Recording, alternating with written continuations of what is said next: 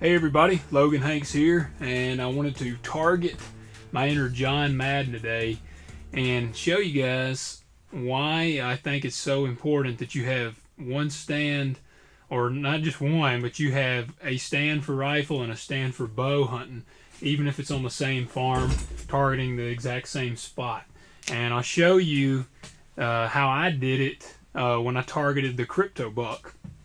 Let's say this is my field, like property line here. This is the corner of my property, and this is woods, all woods right here, and it's a thin thing of woods right there. There's a little thicket actually right here too. Well, the crypto buck, he notoriously came out right here, and he would usually come out and go. There was a ditch that ran like that. He would come out and walk that ditch a lot.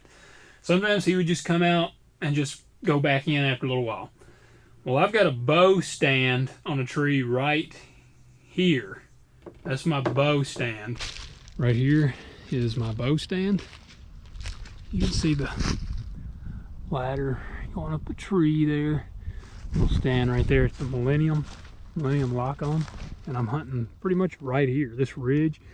It's like a 40 yard shot right there. I got a lot of bucks that come out right over here. They kind of cross right there. Puts me right in range of them. And it's about 40 yards to right there, 30 to 40 yards. So it's a good bow shot, but this is a dangerous spot because I'm right there. The deer come out right there, and I have actually even had them, because the tree line runs like this. It goes down, that's woods, and this is all open field right here, open bean field, bean or corn, whatever. I come in, walk around the edge, and go, and I have to go into the woods a little bit to get into that stand. So I'm in the danger zone right here. Wind has to be just right, and I can't be stupid going in there because I'll blow the deer out, and I mean, it's dangerous right there. So on the flip side of that, my rifle stand that I hunt the same spot is right here. That's my rifle. My rifle stand is way over there. It's about 160 yards or so from here. Now, from here to there is about 150 yards. So that's a very capable shot with a rifle. And I know some people are probably like, man, why wouldn't you just hunt this stand instead of getting so far away? Because I want to do everything I can to increase my odds. Once bow season's done and rifle season opens, I'm not going to lie, I'm grabbing that rifle. Especially if I've got a target mature buck that I'm after, like I did this past season. I want to be up here because the further away from those deer I am, the greater my odds of not spooking or blowing them out are. Because the thing about it, if my wind is wrong here, that close, I can pretty much count that as not going to happen.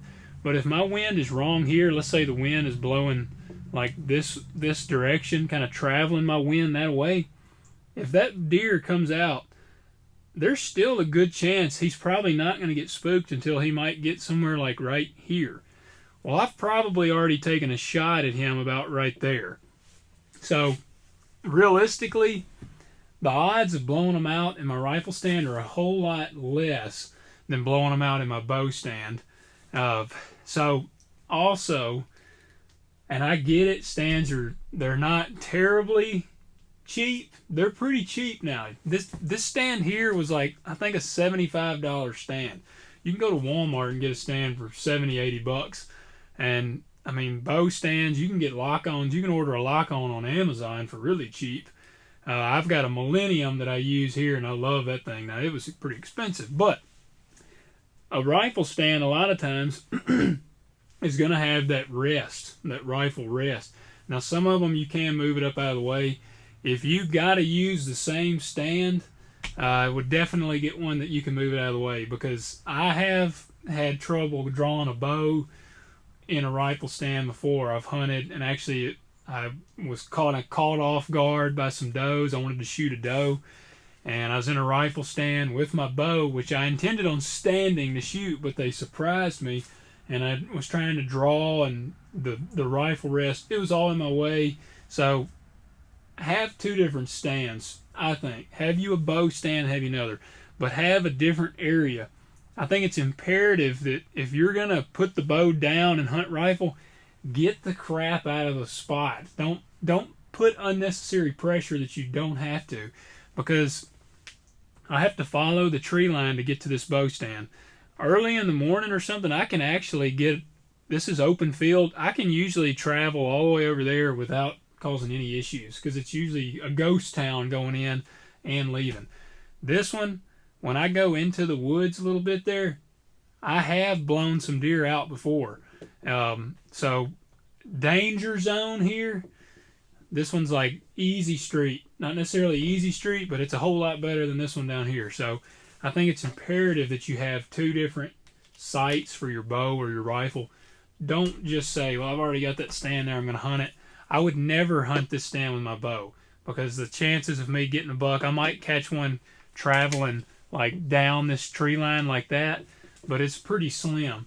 Versus here, I'm pretty much never going to hunt there with my rifle, because I can get over here and the odds are 10 times greater that I'll not blow any out or bust them hunting there.